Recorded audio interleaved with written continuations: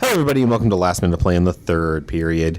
So, a few years ago, the Canadian Curling Federation governing body, I forget what it's called, made changes to both national championships to follow the spirit of equal opportunity, which is that every province and territory had to submit at least one team. Okay. In the time since they've made that expansion, one province or territory has never won a game at the Scotties Tournament of Hearts. Can anybody guess which province or territory it is? New Brunswick? No, New Brunswick has lots of wins. Oh. And this is at the curling championship? Yeah, women's national curling championship. Since they introduced, I guess I'll give you guys a hint. Before they did this, when they expanded the field, they changed it so that instead of the territories sending one representative and Ontario sending one representative, Ontario sent two. Keep going. Ontario sent two, one for Northern Ontario, and the territory sent one for the territories. Now the territories send three, and Ontario sends an Ontario and a Northern Ontario. Okay. So before the opening day of competition this year, Nunavut had never won a game at the Scottish Tournament of Hearts until they beat Quebec. Yay! 3 days ago. Congratulations to them. Oh, good. Yay! How badly? It was 4-3. Okay. It was a close game, but I mean, like, it's a huge milestone for Canadian curling, and I thought that was something to be interesting to include for Last Minute of Play. But the thing that I'm going to let you throw to the horn for afterwards is New Brunswick is 0-2, with losses to Saskatchewan 6-4, and then getting pounded by the Northwest Territories 11-5. Damn.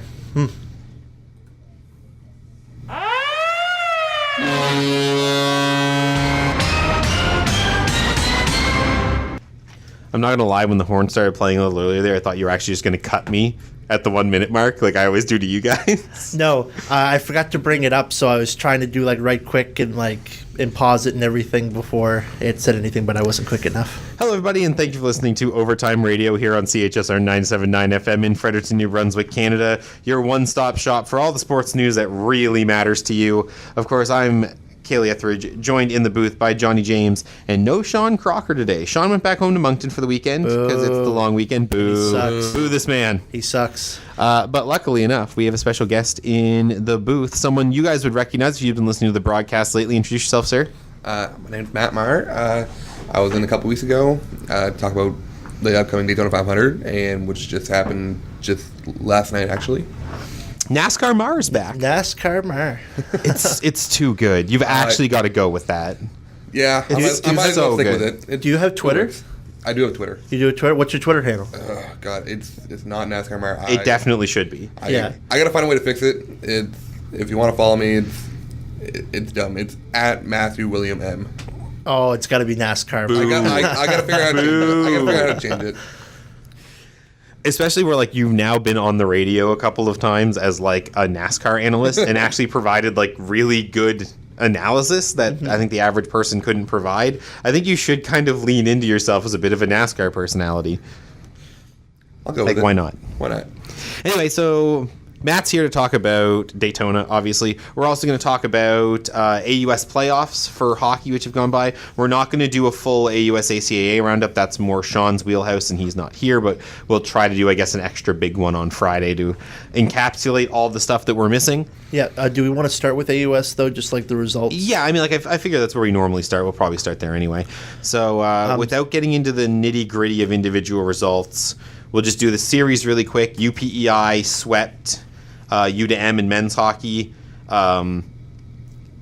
Studnicka gets the winning goal for St. FX over the Axemen. That's poetic justice. Karmic justice. Yeah. No, I'm pretty sure it's karmic justice. Justice. Poetic justice is more like a storytelling thing. Karmic justice is when you did bad and you deserve what happens to you. That's fair enough. On the women's side, UNB sweeps UPEI to advance to the second round series. We don't know who they're playing yet, though, because the women's series was later than the men's series for starts, and Moncton won in overtime last night over St. Mary's, so that series is 1-1. They will play on Tuesday. Okay, so after that we'll know all the women's. Yeah, I imagine that because they know who the first round hosts are, we'll have details on when teams are playing sooner rather than later. I would say probably either Wednesday or Thursday. I feel like game one's probably Thursday or Friday. Okay. Because you have to give Moncton at least a day of travel if they win.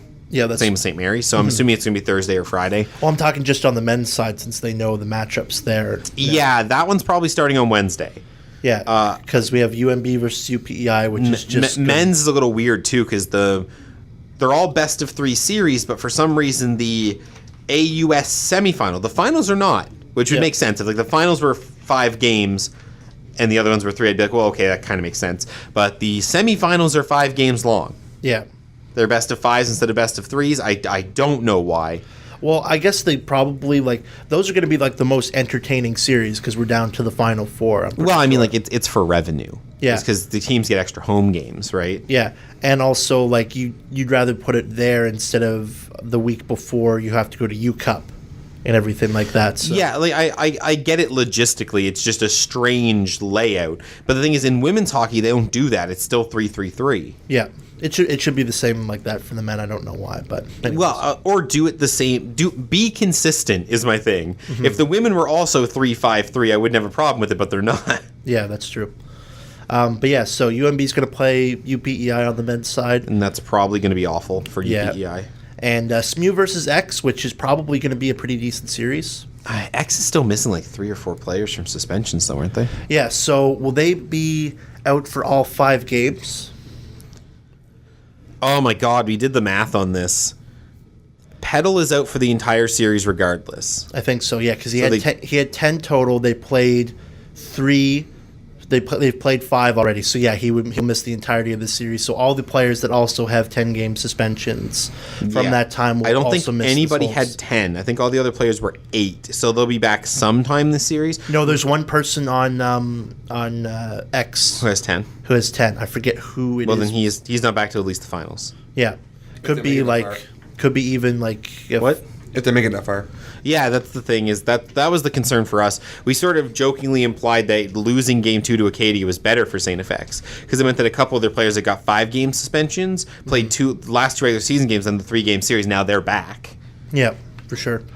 I think it'll still be a pretty decent series. I don't think like SMU is that out of the water with X having subtracted numbers. I think it'll still be pretty close. Studnicka gets the series clinching goal. Yeah. And I think that's the best part of it all. Yeah. I think like that's the best outcome to everything that's happened in the past two weeks. Probably. I mean, I don't think it's the best outcome to what happened. Like I said, we talked about the fact that AUS is now trying to rectify some pretty serious mistakes if the rumors about how long this has been going on for are true. Yep. But I don't think there's much more they can do now. I think it's the most satisfying one for us. Yeah, that's true. Anyways. Women? Yeah, for the women. God, UNB should be playing a Game 3. Yeah, they absolutely should. They were down.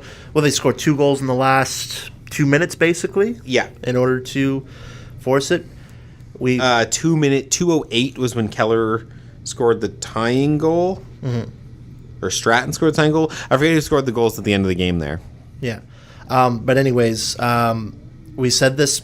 We've been saying this since like after maybe the first third of the season. Is like if UMB can just get into the playoffs, like Kendra can steal you a series, and she kind of did this one. Well, she stole them a game. They deserved to win Game 1. Yeah. They played really, really well for the first. They played a really bad last 20 minutes in Game 1. Yeah. And then this game was sort of the exact opposite, where they played a really, really bad first 50 and played a really, really good last 10 minutes, and Kendra bailed them out. Yeah, but stealing a game is kind of like stealing a good majority of a series because they're all best of 3. Yeah. So yeah, I mean, I don't know. It definitely felt like they didn't deserve to win this one, but like shame on UPEI for getting in a situation where you gave up 4 goals on 17 shots. Yeah, Hillworth had a really good quote after the game. Yeah, I don't remember the exact quote, and I don't want to misquote her here, so maybe you can find it really quick from the recap. But she said something along the lines of, essentially, she admitted that they barely played any real hockey until like the last 5 minutes or so. If you check the recap, you can find the actual quote here. I really don't want to misquote at this point in the season, like. Yeah, for sure. So what are the potential matchups depending on the Moncton and okay, Moncton so and, it's St. Mary's outcome? Yeah, it's Moncton and St. Mary's. So if St. Mary's wins, they'll play X, and UNB will play St. Thomas in a AUS semifinal Battle of the Hill. Okay. If Moncton upsets St. Mary's, Moncton will play St. Thomas, and UNB will play X. Okay. Which I think if you're into the series you'd rather have. Is have X? Yeah. Instead of. Well, you split your Thomas. series against X this year, but you were 1-3 against St. Thomas. Yeah, and X is like the clearly like inferior team to St. Thomas at this point for sure. I mean, there was a 6-point gap. St. Thomas. The thing is, like, St. Thomas got far enough ahead of everybody else that they sort of went on cruise control for the last 4 games of the year. Yeah, which is like it's understandable, but they definitely will be like back on their game for that for sure. Yeah.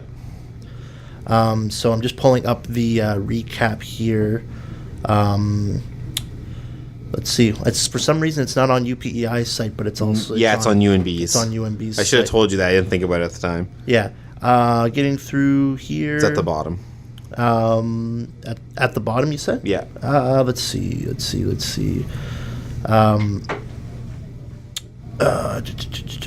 is terrible. We didn't play well until then. Is that how it starts? Yeah.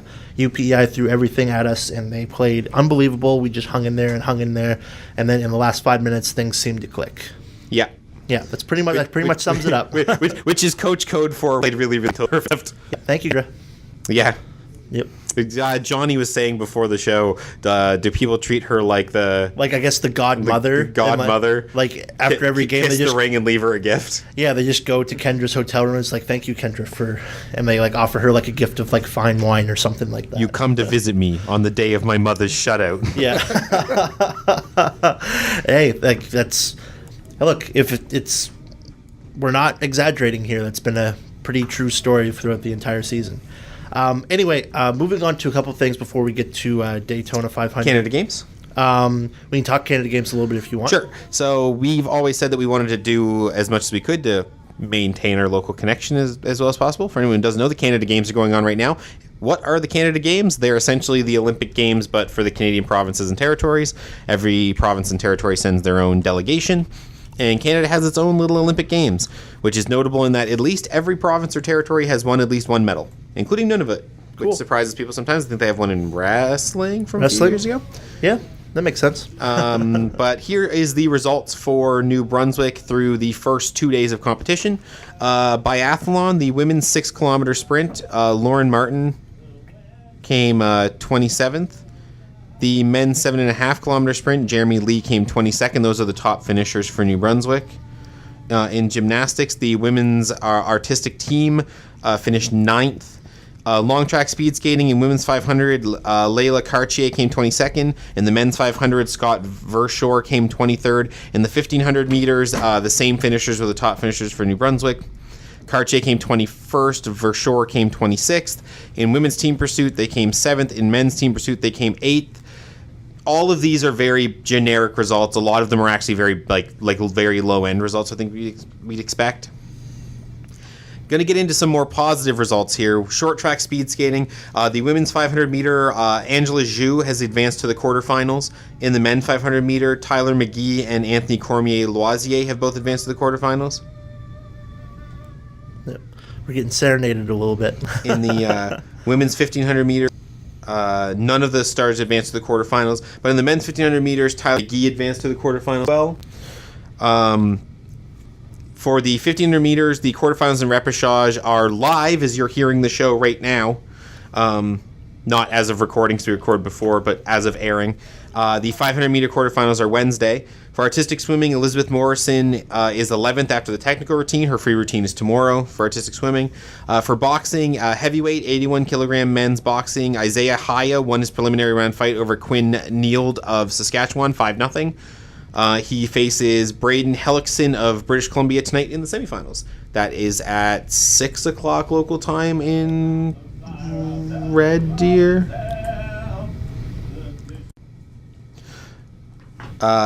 Going on from boxing, men's hockey got underway. So the men's team, because for anyone who's wondering, Canada Games doesn't do it the way that the Olympics do, so it's not like men's and women's is sort of happening at the same time. Men's happens one week, women's happens next week. So if you're hearing like one gender's results, it probably means that the other side is is competing next week. Just if you're wondering for results why I've done it like men's boxing but not. Yeah. Men's hockey lost their first 2 games, 5-2 to Quebec and 10-4 to Ontario. They play Nova Scotia in about half an hour for a spot in the quarterfinals. If they lose, they get another shot at the quarterfinals against a team from the C Pool on Tuesday. Last but not least, women's ringette lost their first game to Manitoba 8-5. They play Alberta in about half an hour. Sweet. And that's everything that's happened the first weekend of the Canada Games. Cool. So just a couple more news things here. Toronto Defiant and the Vancouver Titans. Yes, so we have 2 teams in Overwatch League now. We'll see kind of how this goes from here. The Overwatch League, I don't think this is a surprise for anyone who knows esports, is pretty dominated by, Asian players. The 2 Canadian teams are no exception. I believe they're both entirely made up of Korean draftees, which is fine. I mean, you don't have to be from a place to represent them. Most of the Raptors are Americans. Yeah, that's right. But hopefully this means that Canada makes a bigger presence in Overwatch League. I think there are 4 players across the 20 rosters that are from Canada, and maybe the emergence of a couple of teams will manufacture some more high-end talent. For sure. We also have the Halifax Thunderbirds. That's the new name for the NLL team that's coming to Halifax next year. Yeah, it's next year. They start playing next year, 2019-2020. Everyone was certain they were going to go with something else because they had several copyrights that were held, and one of them was Highlanders. I'm assuming they didn't go with that because of some issues relating to the movie Goon, which is where that team name is used. Okay. I like it. I think the logo looks really, really good. I think the little thunderbolt motif at the bottom's kind of dumb, but that's okay. Well, it's going to be, they got to show thunder in some. Yeah, I know, and that's fine. And I think the color scheme's really great. I think purple, orange, and white works for Halifax as a color scheme, but isn't one that you'd necessarily associate with Halifax. Yeah, they kind of got the Mega Man color scheme going on without I guess the red would be more orange or something like that. Yeah, it's interesting. I'm sort of curious to see how it goes, but I think the logo's good, and I think there's actually a lot of anticipation around this, and I wasn't sure how an NLL team would do, but it seems like there's a lot of excitement there. Yeah, for sure. So with that, they also announced the Long Island team as well. They're going to be the New York Riptide, and they're straight up rocking the old Islanders Gordon Fisherman color scheme. Oh wow, they're in the teal, light blue, and orange. Those jerseys weren't so bad. When I first saw them when I was a little bit younger, I thought they were pretty trash. But no, they're the only example of a human interacting with a stick on an NHL jersey. Really? Fun fact. Yeah. I guess, penguins. Yeah, all the other ones are animals. Yeah, all the other cool. Fun facts. The more you know. So with that, Daytona 500. Yeah. I think it would be best to sum it up as a very, very clean race that got very, very dirty very, very fast. Yeah, now, over the past couple of weeks, we've... Okay, so I'll just start off saying, NASCAR fans complain a lot. Okay, you say to a radio show that's hosted by a Vancouver Canucks fan and 2 Maple Leafs fans. Yeah, I say that, but before the Daytona 500, there were 2 lower series race there as well at Daytona, being the Xfinity Series and the Gander Outdoor Truck Series. Now, fans complain about the Truck Series being a total wreck fest, where a majority of drivers were inexperienced and a lot of rookies in that race. And where in the Xfinity Series, it was a lot of single file racing, and barely anyone tried to make any passes for the lead. And if you watched the last 20 laps of the Daytona 500, you got both pretty well. I quite enjoyed this year's Daytona 500 over the last couple, to be honest. Well, Dylan didn't deserve to win last year. No, and that was a gong show. That was just wreck after wreck. Dylan pitted a guy on the last lap. I know, and it also frustrates me. But God, and thing is too, when there's just 2 drivers in particular, Paul Menard and Clint Boyer, and it really got to me. Well, okay, so let's walk through... Not so much Paul Menard, more or less Clint Boyer. Let's walk through what's happening in the race at the time that this happened. So, Joe Gibbs Racing currently has the number 1 and number 2 cars. They have Denny Hamlin and Kyle Busch. Yeah, they finished 1-2. In 1-2. They actually finished 1-2-3 because Eric Jones finished third. But at the time, those two were in front. So just to give a quick breakdown of like where we were in the race when all the chaos started happening. So the best race overall for the day was Matt DiBenedetto, who had led 49 laps at that point in time. He was currently in 5th. It was a big breakout performance for him. There was a lot of emotion behind the Joe Gibbs guys because I'm trying to remember. Is it because Joe Gibbs' son JD Gibbs? Yes, JD Gibbs co-founded the racing team. Yes. He passed away at 50.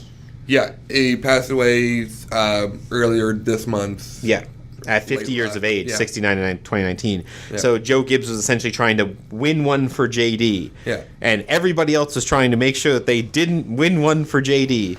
So Maynard's DiBenedetto's teammate, right? No. Menard drives for the Wood Brothers Racing, who they're affiliated with Penske Racing. Okay. So they're under that kind of umbrella. Yeah. So essentially what happened, he drafted him in a wrong spot in like the right rear end bumper. And that's usually fine on the backstretch, but he was going right into turn 3, which it's the part where you don't want to do. Yeah, they were saying that he was lined up properly with Matty D to make sure that nothing bad happened. Yeah, and then DiBenedetto shifted over into like the center. He was originally taking the high line, and he shifted over into the center, and as a result, Maynard hit him in the back right and spun him out. Yeah, going into turn 3, which Matt didn't He didn't do anything wrong. He was trying to get more to the low line and do side drafting, which is, that's what you're going to do. But Paul should have realized, and the spotter should have realized, okay, you're going turn 3, watch yourself, because you don't want to do that, especially when you're right up in the front, because that's, like we saw, there was 22-car pileup. Yeah, so that wreck ruins DiBenedetto's career-making race. Takes Amarola out after he was robbed a year ago. Yeah, it was almost an identical wreck to this 2017 wreck at Kansas Speedway, where he actually broke his back. So it was a scary wreck for him, but I'm glad he's okay. Yeah, so it's a monster wreck. Was the official count 18 cars get taken out of the field? According to NASCAR.com, it was 22 cars. 22 cars. Yeah. More than half the field. Yeah. And then, of course, there's about 9 laps to go, so we come off of caution. We get one clean lap of racing in. Yeah. And then Clint Boyer. Pretty well. And I know there was a lot going on, but my God, the spotter should be doing his job better and to tell him that he wasn't clear. So you think this is on both crews for not warning their drivers? The Clint Boyer wreck? Well, also the Menard wreck. Well, the Menard wreck was more of a product of racing and just bad timing. Personally, I think. I mean, it's hard to really break it down and say what went wrong. Obviously, it was a bad bump and going to the wrong part of the track, because Menard did have a run, but it was just a lot going on in that time frame, because it's split-second decisions, right? Yeah. So Boyer's wreck, he tries to cut low, runs out of space because otherwise he's going to be below the tape and get penalized for passing on the infield. Yeah. And it immediately cuts back to the right when he's very definitely not clear and causes was it a 9-car wreck, the second one? Something like that. The field was down to a dozen cars or less at the end. 15 cars near the end of it. And that Clint Boyer one, that's more on the spotter telling him that he was clear when he wasn't clear. And I know might have also been a panic move too. He was very close to get penalized, right? Not really. No, he made that inside move just like that. He was going from the top down to the bottom of the back stretch. But he can't stay there. No. But the thing about if you go below the double yellow line, you can't pass. If you do, you got to give that spot back. So it's not it's a panic move, but also not a panic move. It's just you got to give and take. If he got stuck, he could have just given the position up and just got back in. Yeah. Now that's not really a big issue. Now there was still a handful of laps left. He could make that spot back up. Now I understand even with those handful of laps left, you got to make a decision. Do you run back up the track and try to be clean, or do you stay back and hope for the best that you make it back up and keep your, as my dad say. Was that Boyer crash in overtime, or was that before? No, that was before. We have a wreck in overtime, right? Because he went to double, didn't we? No. Those last two and a half laps were clean. Okay, yeah. The wait for overtime was really long. I know. It was 2 red flags for the Paul Menard wreck and also for the Boyer one. So we end up having to go to overtime. For anybody who hasn't followed NASCAR lately, the final 2 laps of a race have to be run clean. If they're not run clean, NASCAR effectively restarts the race with everyone in their current positions and requires the last 2 laps to be rerun clean. We get to the last 2 laps. Joe Gibbs has cars now in the 1, 2, and 3 position, and then they essentially just let Denny Hamlin win the Daytona 500. And it's funny, like after the race, like it was Joe Logano, driver number 22, who was in a position to actually win 500, was criticizing Mike McDowell, driver number 34, car for front row, and because he was lined up behind him initially on the restart. He was complaining to Michael, saying that he should have given him a push to get ahead because they're 4 drivers, but Michael even said after the race, it's not his job to even go with as 4 teammates. Like, his job is to win the race and go with the fastest car that he and I mean, Logano needs to shut up. You won a championship a year ago. If you win the race, put up or shut up. I get it. You won the 500. You can talk about pushes all you want, but Ryan Preece paid the price in that last run because he tried to make a move and lost 2 spots as a result. Oh, yeah. At least Preece went for it. And God bless Preece. There's so many wrecks that he should have been in, but wasn't. Yeah, the dash cam from him and Eric Jones. Oh boy, are 2 of the best dash cam. If you can find the dash cam highlights, and I'm sure you can on NASCAR's website, I would watch them because Jones and Preece navigate 2 major wrecks like champs. Oh yeah.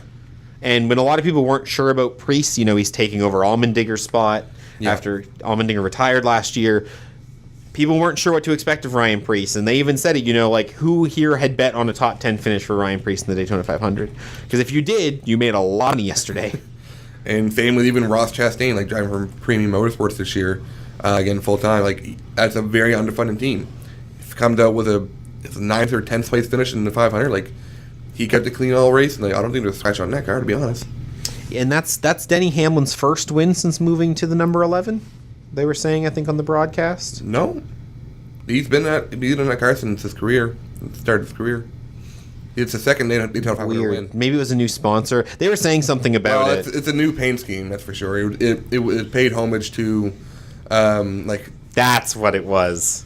Yeah, paid homage to the start of his career, and I think also it paid homage to J.D. Gibbs. Yeah, Hamlin was doing a bunch of retro stuff. Yeah, is what it was. Yeah, which is really cool. I actually really like the paint scheme, the white and purple. Yeah, the OG FedEx stuff. Yeah. But yeah, otherwise it was a really, really good race. And if you watch Daytona is if you watch the first 185 laps or so, it was pretty boring. Personally, I wouldn't call it boring. It was not boring. I don't mean boring in the sense of no crashes. I think that the maneuvers were very much a racing fan's maneuver. If you were a casual fan of NASCAR, nothing in the first 180 laps was going to entertain you. No, and that's the thing. The thing about those big super speedway tracks, it's all about setup and positioning to where you want to finish in the race. But obviously, you want to win the race, but in order to get there, you got to set yourself up in position to do so. And that's one thing that drove me crazy in the Xfinity race, because no one was doing that. No one was passing to put himself in that position. Where in the 500, people were making passes. People were they're double file. A lot of times they're going 3 wide trying to make these passes and get themselves in the position so that way they can at near the end of the race, like you said, final 20 laps to go ahead and win the race. Yeah, I think that it was a good race. If you were introducing someone to NASCAR, I think it was a very, very good race. Because you get about 175 laps to explain some of the intricacies of it, and then you get a lot of stuff that the casual fan really likes. which is, crashes, races for the finish, that sort of thing. Yeah. And now, like, people say, like, oh, yeah, I only watch it for the rest. Like, that, like, personally, I don't think that's being a true fan of it. Like, if you wanted to watch that, sure, you go ahead and watch the truck race, because that's all that was, basically. But, like, that's why I really enjoyed, like, this year's 500. Yeah, there was dumb mistakes happening with big wrecks near the end of it. But I think DiBenedetto dominating the front, like, third of the race was really entertaining. It was, and it was impressive, especially you came from an underfunded team before, and now he's moved to the 95 Levine Family Racing team, which, again, they're under the Joe Gibbs umbrella. There was the Alliance. And I'm really interested in how they're going to do the rest of the year, because he showed a lot of speed and led a lot of laps. 49, which is the most laps led. I believe so, yeah. Yeah, I think that's one was 42 or 45. Something around there. Which I think was Hamlin. Yeah. Hamlin was up there majority of the race as well. It was a good race. And I think a lot of big names were involved in a lot of the ending stuff, too. Like, you have Hamlin and Busch and Logano. And, like, that wreck on pit road was just dumb. That involved even, like, Jimmy Johnson got... Yeah, that was weird. Like, two teammates took each other out and then took out, like, 5 other cars on pit road. Anyway, I think that's it for Daytona. Well, pretty well. It was just a good recap and just explain basic speed week. And then you know the schedule a little bit better than me. So what's on tap for NASCAR this weekend? This weekend we're going to Atlanta Motor Speedway, which will be our first introduction to the new Aero package. Yes, which you talked about when you were on the show a week ago. Yes, I did. And that's really interested to see how the cars are actually going to do, especially. They did testing over Las Vegas. Is Atlanta like a historically fast track? Historically, it's a fast track, but like in terms of average speeds, it's fast. But where there's a lot of grooves and bumps, and like it's a very old surface. They haven't repaved. Like they do patch jobs, and they don't repave. They haven't repaved the track since like 20 years. I don't know. Don't remember now. So it's going to be interesting to see how the new car package adapts to what we might not consider rocky roads as drivers, but to a NASCAR driver driving 200 miles an hour. Oh yeah, it'll be a bumpy ride. All right, well that's this Sunday. That's this Sunday. I'm not sure what time it is, but it'll be on Fox. There you go. Yeah. Also, just a correction there, Hamlin led 30 laps. 30 laps. And Busch led 37. 37. I didn't remember who it was at the top that was doing really well. I know DiBenedetto had 49 because they talked about most laps led. Because he was at like 49 laps led at the end of stage 1, which is insane because that's only a 60 lap stage. Yeah, it is. I'm guessing he's one of the ones that got taken out. Or? He was in fifth. It was the guy behind him bumping him that caused the 22 car wreck, which is a shame because he led 49 laps. He was in fifth. He's a younger guy that's only been in for a couple of years. He started, I think his rookie year was 2016. He's only 27 years old this year, and people are expecting like really big, like for him to kind of turn the corner and.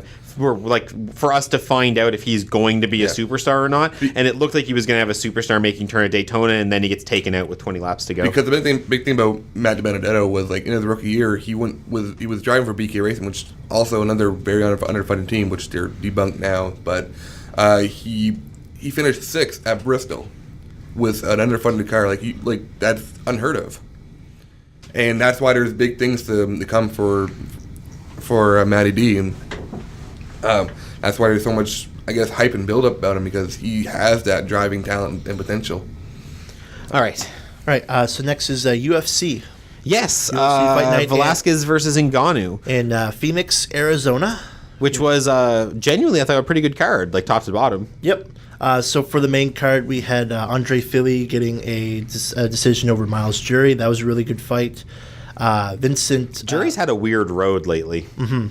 Vincent Luque getting the knockout in the final with 6 seconds left in the fight over Brian Barberena. Did you were watching this card, right? Yeah, I watched this card. That fight was ridiculous. By the end of it, they were so gassed that all they were doing was like, let's just huck haymakers and hope that one of us gets KO'd. Well, John Anik and Dominic Cruz kept saying the same thing over and over again. They were just like rock'em sock'em robots the entire time. Oh, yeah. Especially when like Luque got Barberena on the ground, and I believe he almost got him he had him in a guillotine choke. and Barberena was able to like wrestle and like roll his way out of it and everything. But Luque never like attempted a takedown or anything. They just stood in front of each other like linear and just punched the crap out of each other. All force, no skill.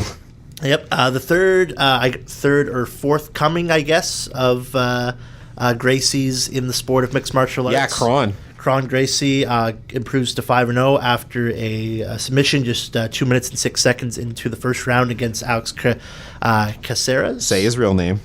Was it? Say his real name. What's his real name? Bruce Leroy. No, Kaley, stop that. He's Bruce Leroy. Bruce Leroy. Oh my God, that's stupid.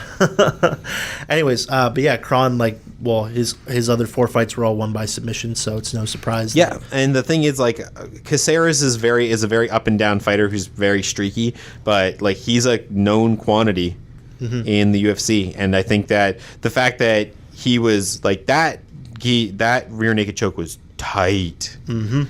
Yeah. Oh, yeah. As soon as Kron got the back, it's over. Yeah. Like, as soon as you have someone on your back and their last name is Gracie, it's just inevitable what's going to happen. So, couple good decisions to get to the main event. Cynthia Calvillo gets a decision over Courtney Casey. Paul Felder gets a decision in a great fight against James Vick. And then Francis Ngannou and Cain Velasquez in the main event. Gets in. Fight ends after 26 seconds. Francis doesn't catch him really, like with the first couple of haymakers he threw, but he gets one like tight right hook that you can't see from the most commonly shared camera angle. The camera angle live was bad. Yeah.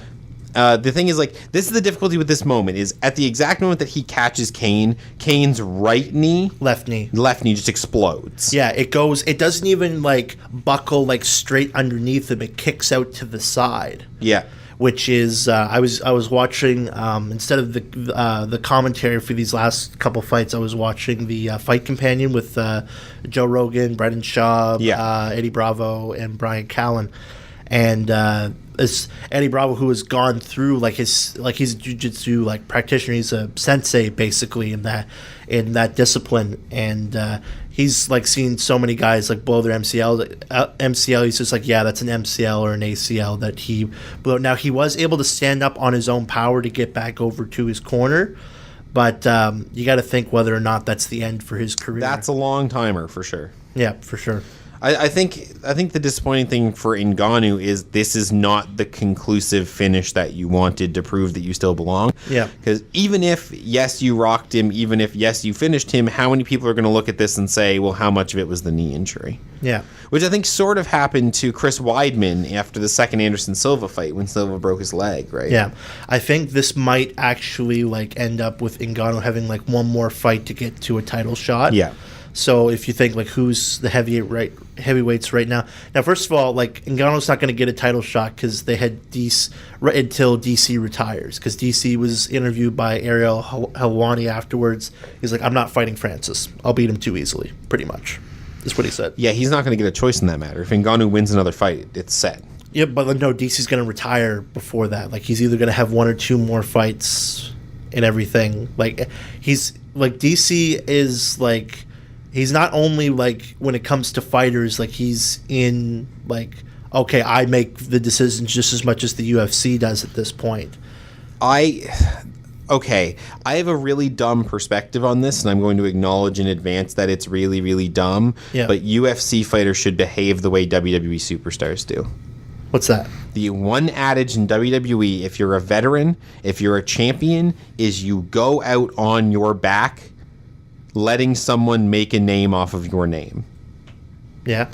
Unless you're forced to retire because of injury, like Chuck or Forrest, you go out giving someone an opportunity to make a name off your name. Yeah, but doesn't that delegitimize like UFC being, kind of making? Well, no, I don't mean throw the fight. I mean, if Cormier's still beating these guys, then he should still be fighting unless he really feels like he's aged out of the sport.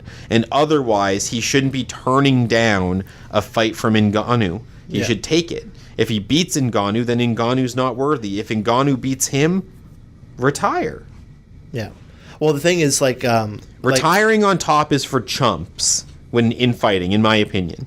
If you've still got enough in the tank to be the champion and your body's not so broken down that you shouldn't be fighting, you should fight. Well, the thing with DC is he has the commentary gig. Like, he's not... That I know about. Yeah, so, like, if you're him, like, you are already a Hall of Famer. You're the champ. You are undoubtedly one of the top 5 heavyweights. Baddest man on the planet. Time. Yeah, absolutely. And you have kids, you have a wife, all that kind of stuff. And you can make the same kind of money. You can still make big money, but you just call the fights instead of actually. I'm not saying that DC shouldn't retire for that gig, because he should. Also, possibly a WWE gig too. That's like, I'm on board with that. I'm just saying that, like, DC's got a golden ticket to still be a part of the sport that he loves without the physical consequences. The idea that he's only got a fight or 2 left and then he's done, but he's not going to fight Ngannou, I think is garbage. Because he's going to fight. He should fight Stipe again, I think. Yeah, he's not going to fight Stipe. Apparently that's already been on the offering table multiple times, and it's just not. Yep. But then again, like, if Ngannou wins another one, maybe against Stipe, maybe. I think Ngannou maybe rematching against Stipe would be a good fight. And then I think before Cormier leaves, he has to fight whoever wins that fight. Yeah. Well, he'll leave probably fighting John Jones, to be completely honest. It's going to happen. Ahab, let the white whale go. What are you talking about? You have nothing to prove by beating John Jones.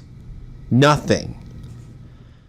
If it's his Moby Dick. If there's enough money on the table, Dana White will back a dump truck up to his house full of money. He's like, let's have John Jones. But it's not about the money. Cormier just wants to beat Jones and wants the fight to be clean, but it doesn't matter. It's his Moby Dick, man. Let it go. I don't think he's going to. You're better than him. Yep. You've accomplished more clean than just about any fighter in UFC history. Let it go. There's more things to play into it, though. You've got 2 kids. Go to their Disney movie collection, pull out a copy of Frozen, and just let it go. I'm not proud of that one, by the way. Well, yes, I was very proud of the Moby Dick one. I thought that was pretty good. Yeah. Anyway. But yeah, like we'll see. Like, again, like, nothing is for certain anyways, because DC was saying he wanted to retire on his birthday when he turns 40, which is the first week of March, and we're like a month away from that. That's not happening. No, so I think he's got like a fight or 2 left, and it's going to go probably into, like, if I had to guess, he probably finishes with the end card for 2019. If he retires on his birthday, if they post like a video of him going into the UFC office to like hand in his title or whatever, I will eat a ghost pepper like live at the end of a vidcast. You will? Yeah. I'll put that on the table right now because it's not happening. Shake it. Yeah. All right, you heard it here. All right. Moving on from that, so yeah, a great card overall and everything. So it's going to be interesting. This has kind of shaken up the heavyweight division a little bit. Not gonna lie, I'd be more impressed if you ate a Don Cherry sandwich. No, we're not doing this. We're not. Anyway, moving on. Yeah. So from that, how much time we have left here? So we have about 12 minutes to get through some NHL stuff. So we'll rattle through these right quick. Corey Schneider has back-to-back wins after going 0-17-4. Good for him. Over the last crippled by 2 injuries and a bunch of terrible starts, and he clearly wasn't 100% when he came back. Yeah. Good for Schneider. Yeah. There was a point when people considered him possibly the best goalie on earth. Yep. Which wasn't even that far in the rearview mirror. Yeah. Is he a front runner for the Masterton Trophy? Yes, 100%. Mm-hmm. Phil Kessel hits 800 points. I mean, good for him. If he is not on the garbage pile of the Leafs for 6 seasons, he's at least 900 by this point, right? Probably 950, maybe even 1,000. How old is Kessel now? Kessel is early 30s. How old 34 is Phil? He's a little younger than that. Kessel. Phil Kessel is... How old is Phil Kessel? I asked. 31 years old. No. So he's still got plenty of time. So he's going to easily eclipse 1,000. Yeah. Probably 1,500 if he keeps up. I don't think no, because people taper off pretty quick once they get to their late 30s, unless you're Joe Thornton. Yeah, that's true. I don't know if what the mark for Kessel to be a Hall of Famer. He has 2 Stanley Cups. He has 2 Stanley Cups, one of which he arguably should have won the Conn Smythe for. And I think I'm so mad about that still. Yeah. Crosby, really? And then you give it to Crosby again the season afterwards too. Anyway, 1,200 is probably enough. 1,200. He has won. Did he win goal scoring titles? Does he have Rocket Richard trophies? No, he doesn't. He doesn't have a Richard. Points. Does he have an Art Ross? No. You have to remember he played for Toronto. Oh, yeah. Well, Boston before that too. Yeah, but he was super young, and he also lost a season because of testicular cancer. Remember? Yeah. Oh, Was right. that what it was? Yeah. I didn't know it was. He won a Masterton Yeah. for that. I know. Pretty sure it was I knew testicular cancer. I knew It was cancer. I knew he had cancer. I didn't think it was testicular though. I thought it was. Okay. I might have this wrong. It might have been something else, but I was pretty sure it was testicular cancer. Yeah. Anyways, that in itself, like coming off of that and everything, is pretty impressive in its own right. I want him to do well enough to have to be inducted in the Hall of Fame, because I Yeah. think if anybody put up with so much crap that he didn't deserve, Yeah, absolutely. it was Phil Kessel. Anyway, Probably not a first ballot, but maybe even No. second ballot. Okay, moving on from there. Scott Niedermayer becomes the 9th player to have his jersey retired by multiple NHL teams. He was retired by New Jersey. Now he's retired by the team that he helped win their only franchise. yep. Ducks have been doing a lot of stuff like this for their 20th anniversary. They had Korea earlier this year. They had a team founding night where they brought the cast of the Mighty Ducks movie Yeah, I saw that. Yeah, in, that's cool. which was pretty cool.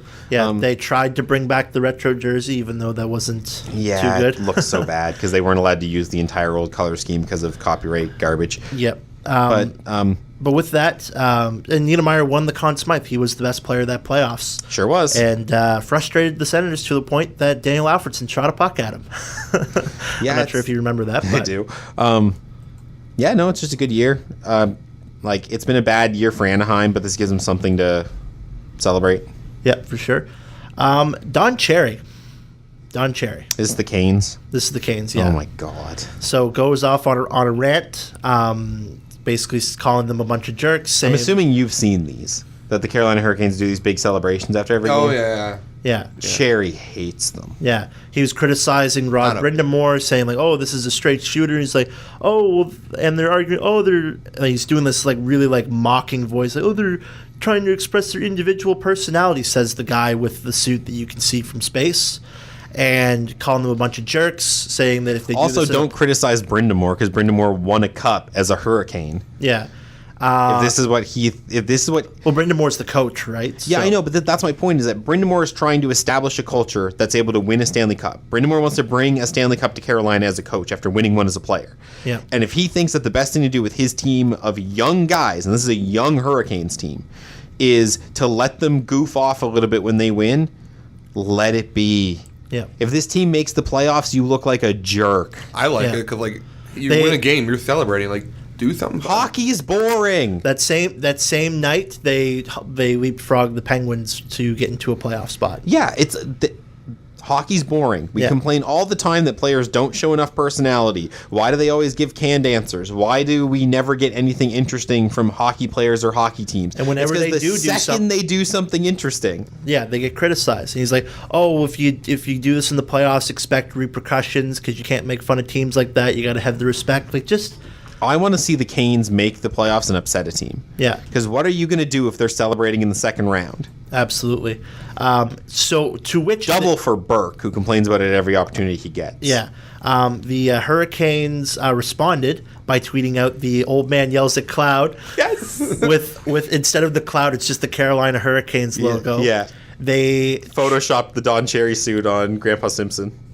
did they do that? Oh yes, they did. I didn't notice that the first time. It's so good. They changed their Old man yells at Sully. They changed the bio of their Twitter account to "That bunch of jerks with fun celebrations." Yeah, they're selling shirts like that too. They In their team store, they now sell a bunch of jerk shirts. Yeah. You want to know what? This is the best thing that could have happened to the Canes, because that's a team that's been having a really hard time finding an identity. We talked about how they might be getting moved because they didn't have attendance. This is actually turning the corner for Carolina. absolutely. And the best part about it is the criticism of them is, like, no press is bad press, man. You played yourself. You played Boy, yourself. you played yourself. You played yourself. No regrets. No regrets. Not even a letter. All right, so we got about 8 or 9 minutes here. Might have to cut some stuff out.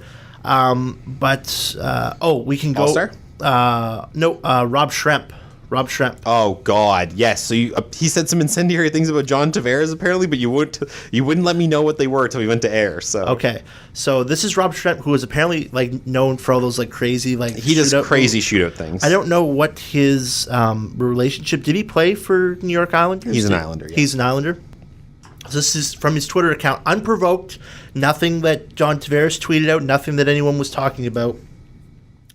John Tavares, the ultimate I did my job kind of superstar. He wins when he goes to play for his country, as they are loaded with players mostly equal or better in terms of talent. Other than that, he just collects his points and his awards. Okay, so I thought he was with the Islanders. He's no longer with the Islanders. He's actually playing with Red Bull Salzburg. So he's over in Austria. But he used to play for Islanders probably when Tavares was first there. He used to play for the Islanders, yeah. And if there's any legitimacy to this, it was probably when Tavares was a young... What did he make the NHL when he was 18, 19? Yep. Yeah, people change in like the 8 or 9 years from 18. Schremp's career best NHL season, by the way, 7 goals and 18 assists for 25 points in 2009-2010. So Shut up. He can't say anything. You're a chump. Also, this is something you have to know about Robbie Schremp, and I think this is probably the most interesting thing about him is in 2007-2008 he played for the Springfield Falcons, and he had 76 points in 78 AHL games, which is pretty good. The next year, literally a year later, still inside the Oilers system playing for the Falcons, he had 42 points. Yep. Like, no offense, Robbie, until you can do anything other than look good putting a puck into a net on a breakaway, shut your mouth. Yeah. John Tavares has been every... I'm not above talking smack if you're on an equal playing field. You've washed out of the show. Mm-hmm. You are now playing for... admittedly a very, very good Austrian hockey team, but you're playing over in Europe because you couldn't hack it as an NHL player. Shut up. Also, Yeah. John Tavares, like he plays to win, and he Also look at finish your point. Well, I was gonna say, like John Tavares, he plays to win. Like, yeah, he puts up points and he like gets his awards, but like he plays to win. That's why one the reason why he wanted to play in Toronto. Also, like, what kind of insult is that? He's a does his job superstar. Yeah, I kind of hope they all are. I mean, his job is to get points and win games. Like, that's what you do, right? And he's doing it for Toronto this year. Yep. And what's funny is that the Islanders are doing it this year without him, with some good coaching and some hard work. And do you want to know who's also not on that Islanders team that's finally seeing success without John Tavares on it? Rob Schremp. Robbie Schremp. Mm-hmm. So just to wrap some things up here, I think we'll save. Had some other like trade related stuff that we'll talk to because trade deadline's getting close. Deadline is next Monday. So Friday will basically be our preview and everything. I was sort of hoping, but we have to still see if the logistics work. I would love to go live for that hour. For that hour? Yeah. No, there's no way. I got class. No way. I got class. Darn. Yeah. So yeah, we'll talk a little bit about Ottawa, Edmonton specifically when we do our trade center preview on Monday. Yes. But a couple more things. Marcus Stroman saying that he's concerned about the fact that the Blue Jays haven't offered any sort of extensive contract to him at this point. Yeah, CBS Sports put up an interesting article. It says that apparently things are pretty rocky between them at spring training. We'll see what happens. I can't imagine they'll let Stroman go, so I don't think he has anything to worry about. And Colin Kaepernick. Somebody sign him. They settled his lawsuit out of court, from what I know. So this is an article from theatlantic.com. Technically, Colin Kaepernick withdrew his collusion case. Technically, the NFL did not admit that it conspired to blackball Kaepernick from the league after he began taking a knee during the national anthem to protest racial injustice. But non-technically speaking, the NFL lost massively. The terms of the settlement announced on Friday were not disclosed, but it doesn't matter how much money Kaepernick ultimately receives from the NFL. What matters is that he bested the league that has a long time history of pummeling its opposition into court, especially players, in a way the NFL had no other choice. Last August, arbitrator Stephen Burbank rejected the NFL's request to have the case dismissed. That meant he believed Kaepernick's team had compiled enough receipts to present their case. Another hearing reportedly scheduled for next month. Did the NFL really want to let Kaepernick's legal team expose those receipts? So Kaepernick withdrew in exchange for money. Yes. So the NFL didn't have to admit that they were guilty, but Kaepernick still got paid, which is, Yeah. I think as a conscientious objector, Yeah. I'm using that term incorrectly, but I don't care.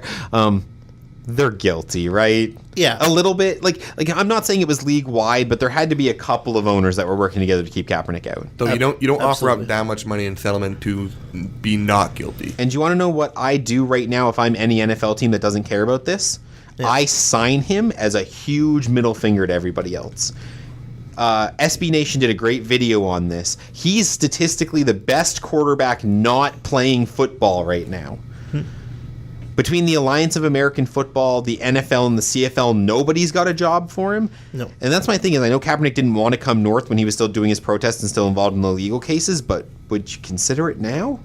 What, going to the CFL? Yeah. Maybe. I he would tear it up. Look, is that a Montreal Alouettes team 8 hours away from here that's in desperate need of a quarterback? Holy crap, that'd be insane. Not to mention you could run double option with 2 quarterbacks if you kept Manziel. Johnny who? Well, we have like 3 minutes left. Please let me go on my rant. NBA All-Star Game? Okay, so we're not going to talk about the All-Star Game. It was a clown show. Nobody played defense. The final score was like 170-something to 160-something. Nobody 178 cares. to 176. Thank you. Nobody cared. NBA All-Star festivities were fantastic except for the dunk contest, which stunk. But it didn't stink because there weren't any good dunks. The friggin' winner, whose name I can't remember now, I'm really sorry, but we're running out of time, so I got to do this quickly. He did the Vince Carter arm through the hoop tomahawk dunk thing over Shaquille O'Neal. That should be an all-time best dunk ever. But you want to know why it isn't? I can fix all the problems of the dunk competition. Okay. It's because it's 2 stages. At the end of stage 1, they eliminate 2 people, and then the other 2 people have to play a final. The issue is that because you're then incentivized to try to make the final, you burn your best dunks in the middle of the competition. Okay. Just take that out. Take it out. Instead of doing 2 sets of 2 dunks with 4 people and then 2 finalists, just give everybody 3 dunks and go from there. Okay. Solves all your problems. Because if that dunk had been the last dunk of the night, nobody would be complaining about that dunk contest. Yeah. Well, especially he did what's the guy's name that won? Oh my God, I can't remember now. Can't remember. He plays for Oklahoma City. Okay. He does that, and it doesn't even get the highest score. It doesn't even get a 10. The next one that he does where he... Yeah, that one got a 50. Did he get a 50? Dunking on Shaq got a 50. Oh, it got a 52? Okay. Because the other one where he frog hopped over Dwayne Wade and slammed it in too also got a 50, which received a bunch of boos. Hamidou Diallo from the Oklahoma City Thunder. But there was another one where one of the other dunkers, J. Cole, who I believe is from the Charlotte area, Charlotte was hosting, he wore J. Cole's high school basketball jersey and dunked over J. Cole. That's cool, man. Yeah. That was a good dunk contest for just like interesting stuff that happened. Yeah, that's kind of like a cornerstone of any All-Star experience that you acknowledge something about the home crowd. Wasn't it the I forget, was it a couple years ago? It was in Columbus. Like someone came out in like whatever Ohio's like university hockey team was or something like that. So. Yeah, that sort of stuff's pretty common. They like one guy who played for the Hornets in the dunk competition had Muggsy Bogues come out and toss for him, but had Bogues toss it off the side of the backboard. And then when he grabbed the edge of the backboard and used it to like swing himself. Like it was so cool. It was actually a really good dunk contest. People were just like, man, it stunk. I was like, it stunk because all the good dunks got burned in the first 2 rounds, and by the time you got to the final round, they had nothing to show you. Yeah. All right, I think that does it for our show this week. Yes, thank you for tuning into Overtime Radio on CHSR 979 FM here from me and Johnny James, and from NASCAR Marr, who is in the studio with us today. Thank you for tuning in. Vidcast will be up on YouTube sometime when we get around to it. So if you did miss any part of this episode and you want to go back and watch it, you can feel free to find us on YouTube at Overtime CHSR, on Instagram and Facebook at Overtime CHSR, or and Twitter at Overtime CHSR, or you can email us at overtimechsr@gmail.com.